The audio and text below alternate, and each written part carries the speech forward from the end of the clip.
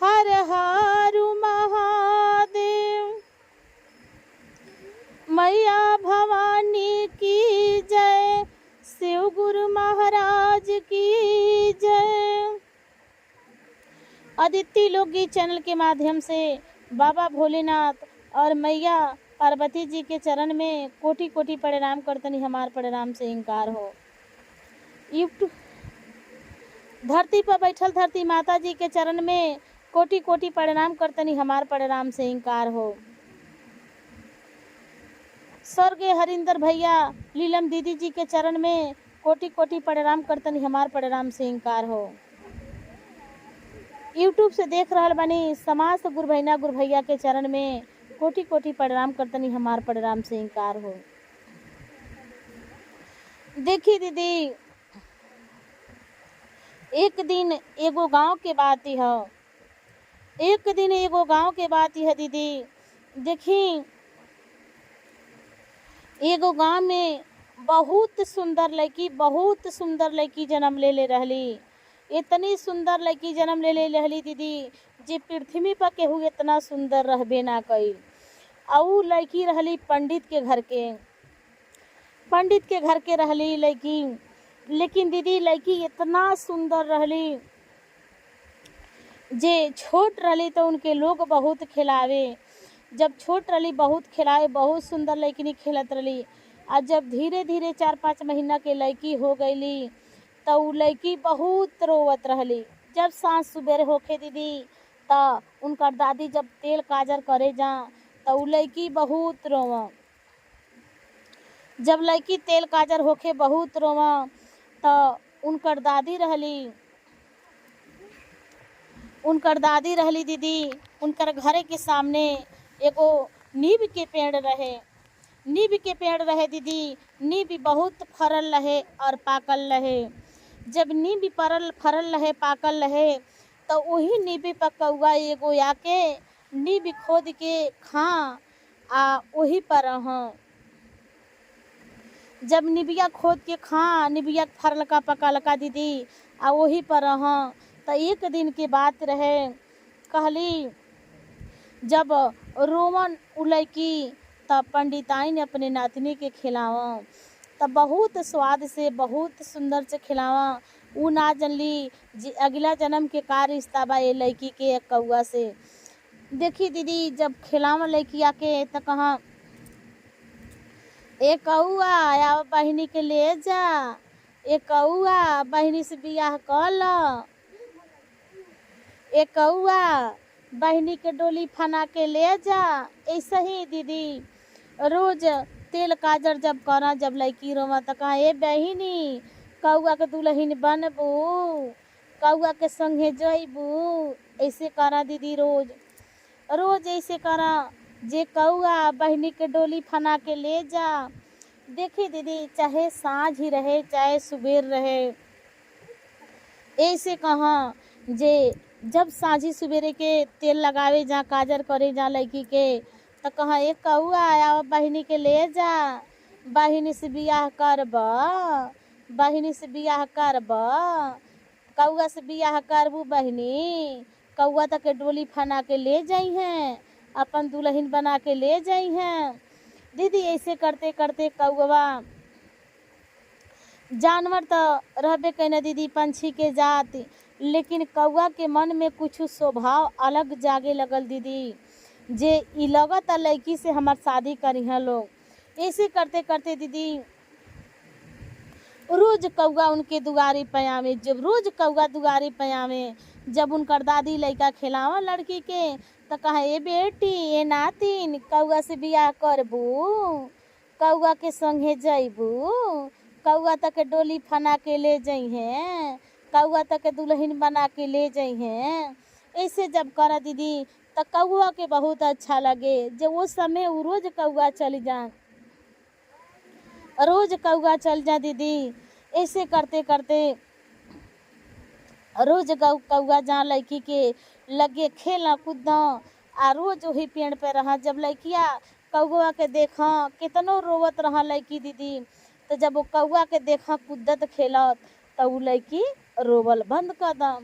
तो ऐसे उनकर दादी कहाँ ए बाबू कौआ ए बेटी कौआ के संगे जइबू, कौआ के दुल्हन बनबू, कौआ तक के डोली फना के ले जई हैं।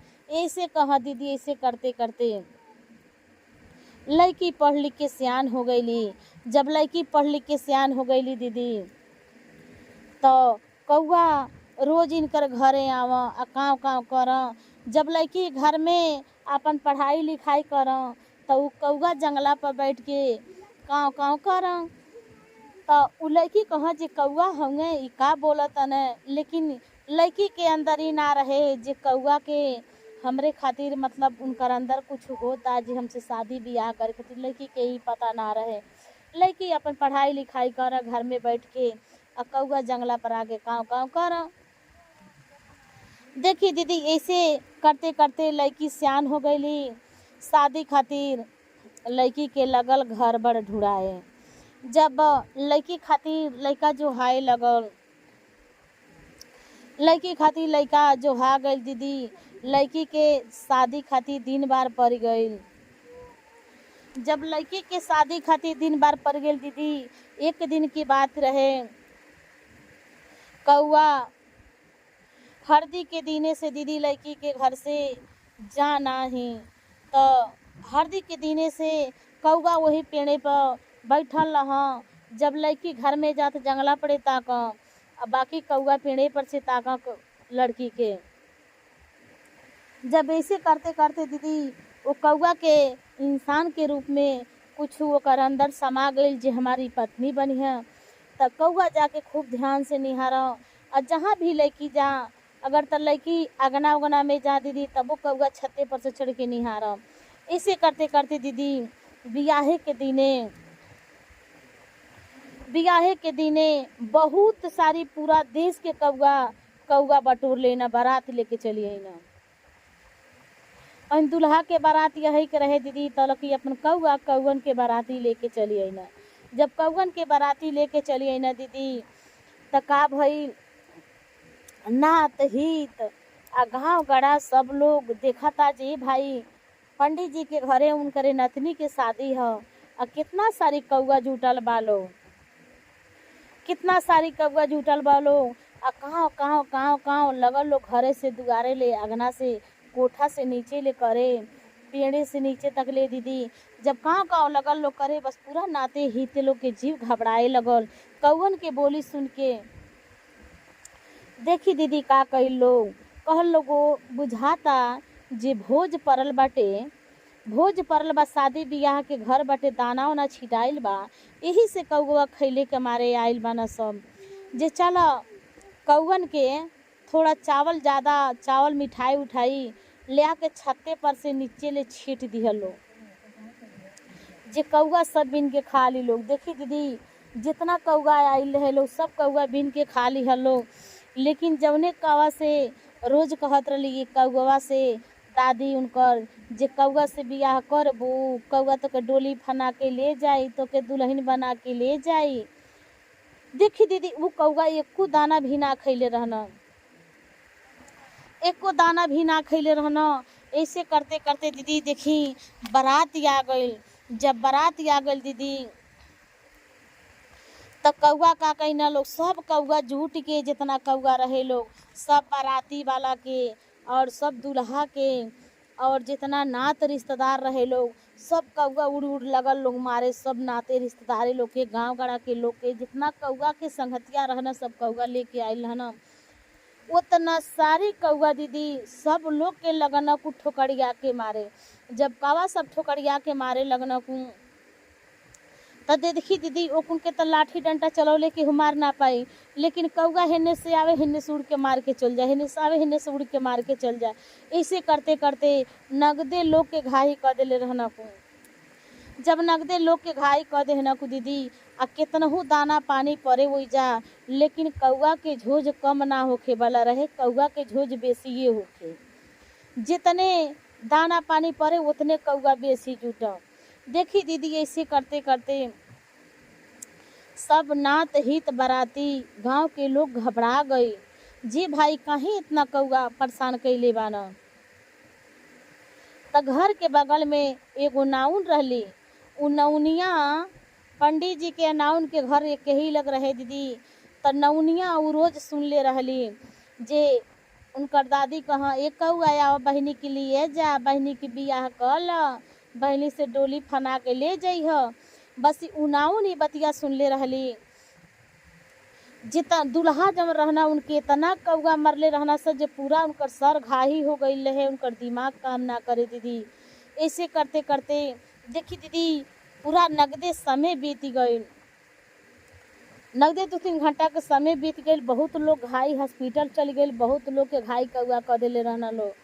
तब कहली जे ऐसन बाती बा जो बहनी के दादी खिलावत रहली है तो रोज कहत रहली है एक कौआ बहनी के ले जा, बहनी से बियाह कल, बहनी के डोली फना के ले जा।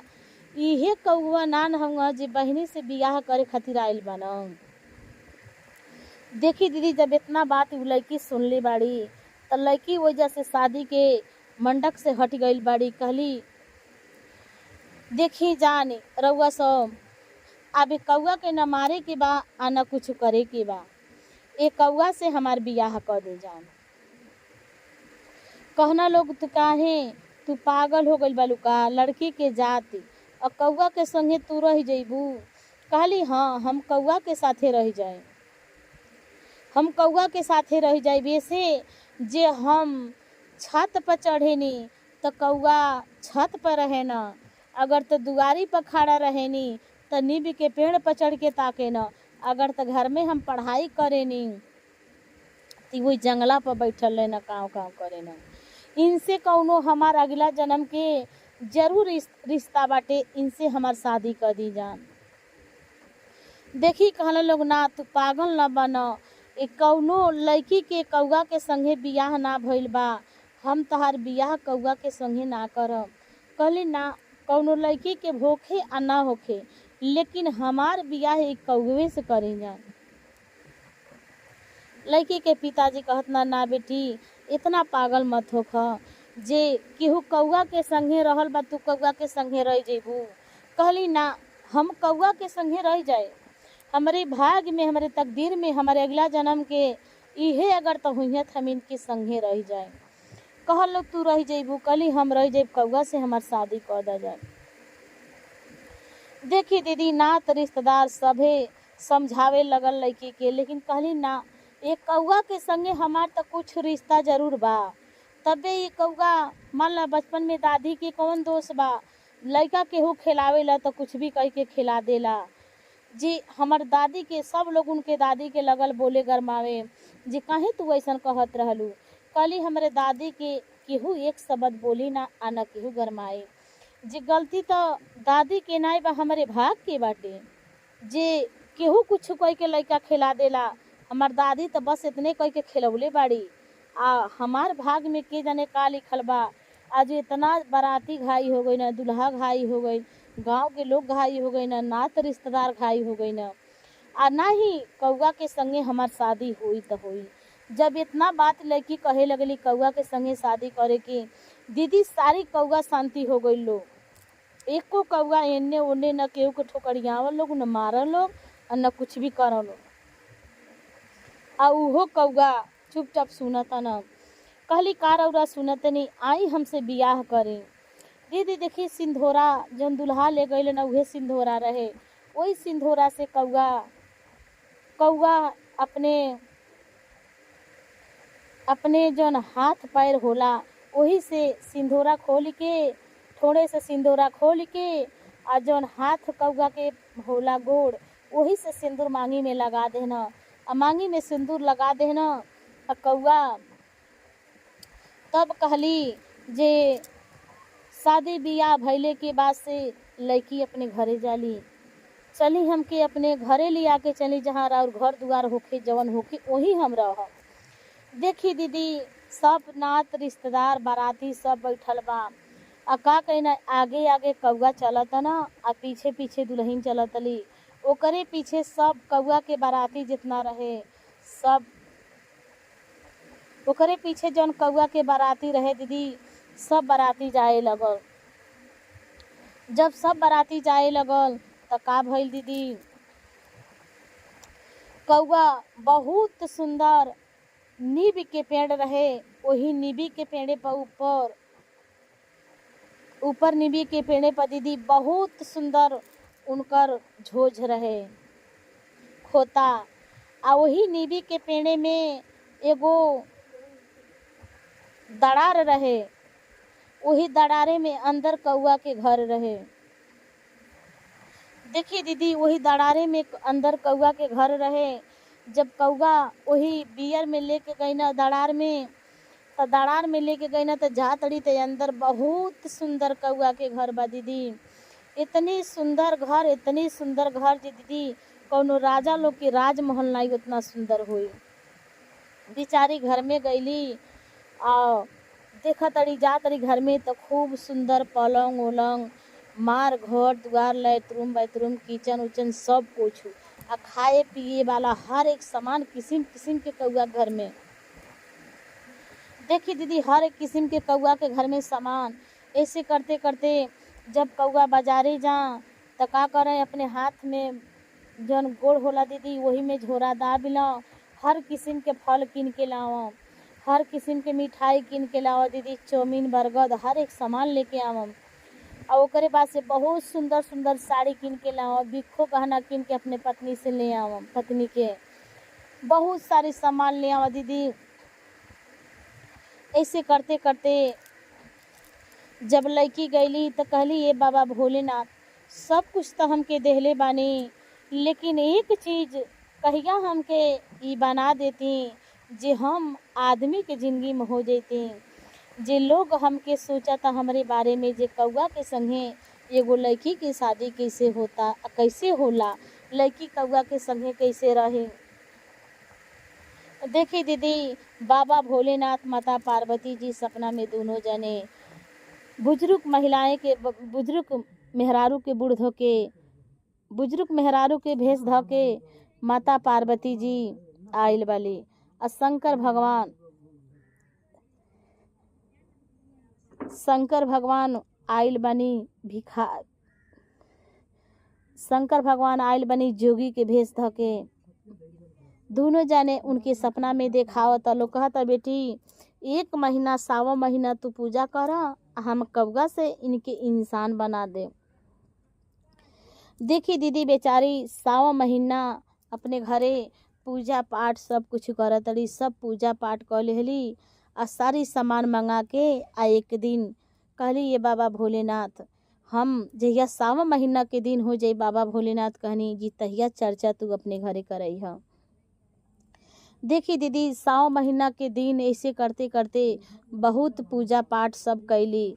आ 1.25 महीना के दिन जब हो गई तो अपने कौआ के सारी सामान पर्ची पे लिख के दे देली, जे चर्चा में का लगी।